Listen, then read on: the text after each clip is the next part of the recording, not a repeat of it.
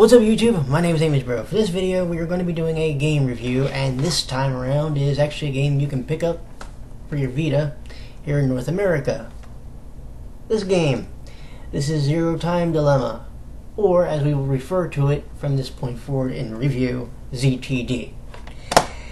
It is part of a trilogy of games referred to as the Zero Escape. Now there are 3 games in this series, that's the third one. The other 2 are, in order, 999, which is 9 hours, 9 persons, 9 doors, and then VLR, or Virtue's Last Reward. For the purpose of this review, we will be referring to the 3 games by those initials. So if I say ZTD, we're talking Zero Time Dilemma. When I refer to VLR, it's Virtue's Last Reward, and 999 is 9 hours, 9 persons, 9 doors. Okay? What is the objective of Zero Time Dilemma? Well, the objective is to be the person that can open up one door, or excuse me, I say person. It can be a lot of more people than just one, but we'll get to that. You can be the person or the group of people that open up an X door at the end of the game, and if you can make it out, congratulations, you win this game. This game, by the way, is referred to as the decision game. In VLR, it was referred to as the AB game, and in 999 it was referred to as the nunnery game. The nunnery game was a very simple game. You had these different doors that you could go through, but you needed at least 3 people to be able to get to the number on the door that you wanted to go through, and you could explore the different rooms, with your main goal being to try and get to the number 9 door with somebody that could help you get out, or you could try and do it yourself, because you needed at least one person to escape the number 9 door, but it can be as many as all of them. In the AB game, the rules are a little bit different. You and your opponent, or partner in some cases, that's another way of looking at it, play Prisoner's Dilemma. How'd that work? This way. You're both partners, but you're acting alone when you go into voting rooms. And you're given a monitor. The monitor very simply says 2 things. A for ally, B for betray. Your goal is to get to 9 as fast as possible. The problem is you don't know what your partner in the other room is going to be picking. If you pick ally and they pick ally, congratulations! You're splitting points. But if you pick ally and they pick betray, they get the points for the round, you get jack squat. And of course if you pick betray, why bother? Nobody's getting anywhere. You're spinning your wheels. Your goal is to be at least the sole person that can walk out the number 9 door in a warehouse, and once you can, and if you do, the door shuts, and anybody that didn't make it out with a sufficient number of points, they're done. They're stuck in the warehouse forever. In ZTD, you're literally playing a game called the decision game. Now, how does this one work? This is arguably the most dangerous and deadly version of the games Zero has made you play. Here's why. Again, we have three groups of people, three groups of 3 people rather, totaling 9 people. Okay? In these groups, they are divvied up into wards. The wards take the first letter of what would be the captain's name, and that person will make the decisions that go on throughout the course of the journey. Now here's the difference between this game and the other games, especially Virtue's Last Reward, VLR. The difference here is, in this game, the flowchart, the story flow is a lot different. It's a lot more segmented. And it's actually segmented. What will happen is you'll be playing with different teams, 3 teams. One team is led by a man named Carlos, that's Team C. One team is led by a young boy named Q, literally the Q team. One will be led by a person named Diana, and that's Team D. Your ultimate goal, if possible, is to get everybody out alive with their sanity intact. That's your main goal. Not as easy as you think. The reason is because every time you complete one of the escape rooms, and yes, that is part of it, that's why I call it the Zero Escape series. You're put into a room, and every time you go into a room, you have to figure out how to get out. And then you also play a decision game, and the decision could very well alter not only your team, but all the teams. Because remember, your goal is to get out of a door marked with an X. So how do we do that? I know you're wondering that. So here's how. Any person that was involved in the game that dies from any way possible, they become an X-Pass. You need 6 of them out of the 9 to be able to walk out the door and be free. That's what you need. You need at least 6. It can be 7, it can be 8, but you must have at least 6. That's the minimum. If it's 9, then nobody's getting out, obviously. So, the decisions can range from anything, including, for those of you who are game show fans, a good old Deal or No Deal homage, and also one from Let's Make a Deal. No, I'm not kidding. Matter of fact, one of the puzzles in the game is legitimately titled Monty Hall. Yeah. So your objective is to survive each one of the games and the decisions that you make. But be careful, because if you make a decision that members of your team might not like, you might not make it out anyway. So there's that to always think about with this game. How are your decisions going to affect your team in the long run? The same thing also happened, by the way, in the AB game. Your decision affected the way your partners saw you later on in the game. And that was always crucial. In all 3 games, your antagonist was named Zero. Well, let me rephrase that. The first game, 999, it is just 0. In the second game, Virtue's Last Reward, it was Zero Jr. This one is called They're called Second Zero. This game also has another caveat that I have not mentioned. And it is actually, according to your bracelet again.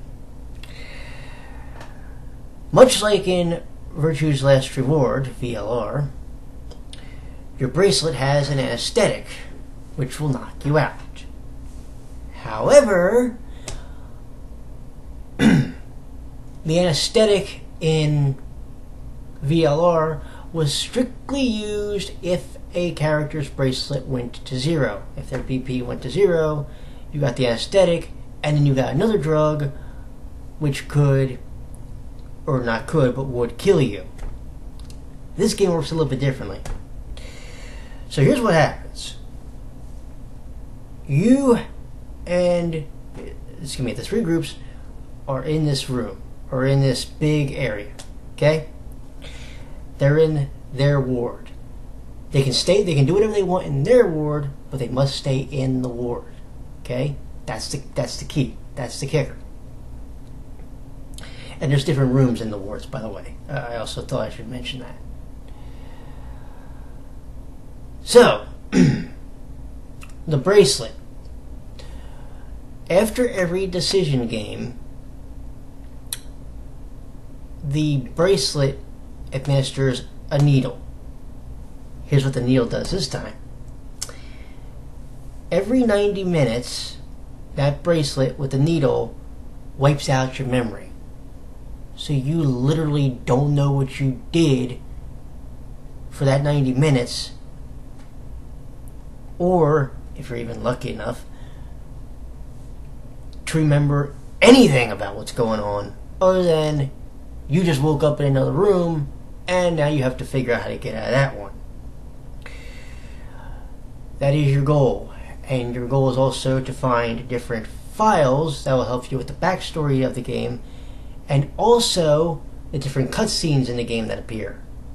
Every character gets a cutscene that helps explain their particular backstory. I won't give you any of them because I want you to find out about them on your own, but you'll find out there's very deep stories with each character, and some that you've known if you've played VLR. So you get to go over their backstory and also how they're related to this game. One thing that I found really interesting about this game is also this. They do use regular text boxes, like they did in, say, VLR or 999. But this time they also use a more animated presence with the cutscenes. Like you actually see them walk, talk, and emote more, as opposed to when you played Virtue's Last Reward. So because of that, you're able to sometimes get into the characters more, and you're able to want to slap the shit out of them a lot more too, if there's a character that really pisses you off. One character that I don't think was necessary, and I'll explain why. Maria. Okay. I know she's important to at least one character's backstory. Won't mention who, but at least to one. Okay. Can we please at some point get rid of the idea that you need to have a woman with big titties in your cast? Please? Maria, if you ever play the game, she's got bazungas that would make Masalio Bari jealous. Like, you know how the expression is one sneeze and the surprise is out? Friends, she just has to lean forward. It's like, whew. Anyway. Outside of that, though, the characters are very well represented. Their personalities definitely come through a lot better with the way they did the cutscenes this time around, or they call them cinema files. And there's just so much they were able to get accomplished with the way they formatted and scripted each one of the scenes. I am going to say one thing that I kind of didn't like. Maybe I'm going to mention it. The idea that certain games were either randomized or scripted so that you lose at least once before you're able to win it and progress on with the story. That's kind of bullshit. I don't like that idea, only because if you rely on something being random, and in order to be able to progress that part of the storyline, you have to hope that the game gives you a certain event. It's bullshit. Because you could sit there for 20 minutes literally playing the same scenario, hoping you get the result that you're supposed to get. And if you don't get it, you throw your hands up and just go. Like, at least with the way the AB game was set up, which does make a return, by the way, in this game. At least with the way the AB game was set up, according to each one of the flowcharts, you're expected to have certain events happen. You know it's going to happen going in. Or, even if you didn't, there's a bit more of a shock to it. With this game, because there are certain events that are scripted out, you go, well, I know this is supposed to happen, so I can't really get mad about it. Or you're getting the randomizer and you're going, please, please, please, let me get this on the first shot so I can move on with the story and get on through. That is one thing I will say. Virtue's Last Reward, when I 100%ed Platinum in the game, it took me about 2 days in game time. This one took me about 21 hours in game time. So it took less time, and the reason is because, like I said, of the cutscenes and the fact that if you have to go, when you go and do certain things, on the flowchart, you're allowed to go click on a button and then you can just play that part and then you can skip through. And there's actually a button on the corner of the screen that actually lets you skip it this time, as opposed to in Virtue's Last Reward, where you just had to keep tapping the button until you actually played the AB game. So, at least that was one thing they really did that I was glad they did, because I'm sitting there going, thank God. So I can just tap that button and go, okay, get me to the next part of the story. Or get me to the part of the story that I need to be at so I can put in a choice that I need to put in. That was awesome. One of the plot twists in the game, which I won't mention, was kind of surprising. There were a couple of things they did in the game that I thought were kind of surprising.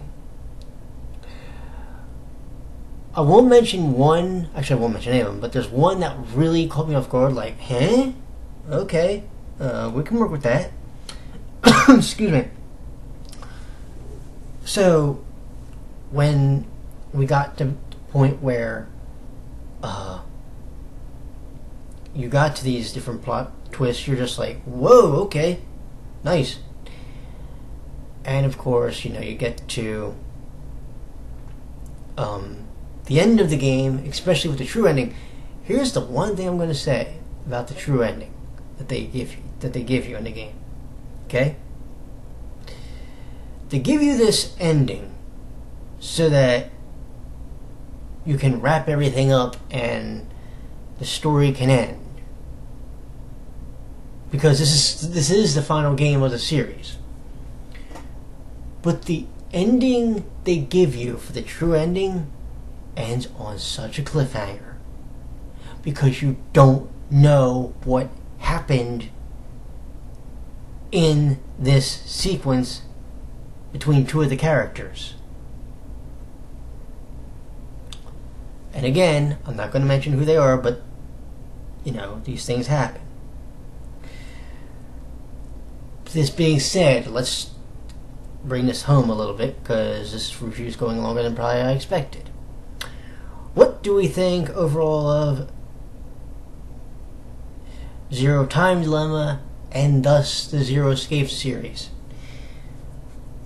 Zero Time Dilemma, which I haven't mentioned this, is one of the goriest and the most unnerving of the three games, is a good ending to the trilogy. There are going to be enough plot twists and enough loopholes that you get to go back and fill that are going to keep you guessing, why did this person do this? Who is Zero? What was his goal with this particular game, the decision game? And just the story between all three games. The Zero Escape trilogy is, in my opinion, one of the best horror visual novel games, and just horror games in general, that you will play, because it's going to mess with your head. It's going to have you second guessing things, and if you're the type of person that gets unnerved easy, but you like that kind of thing, oh, you're in heaven, because you're going to see some in these games. That's my promise to you. I strongly suggest you play the Zero Escape series. But I'm going to end this review this way. Do you want to play a game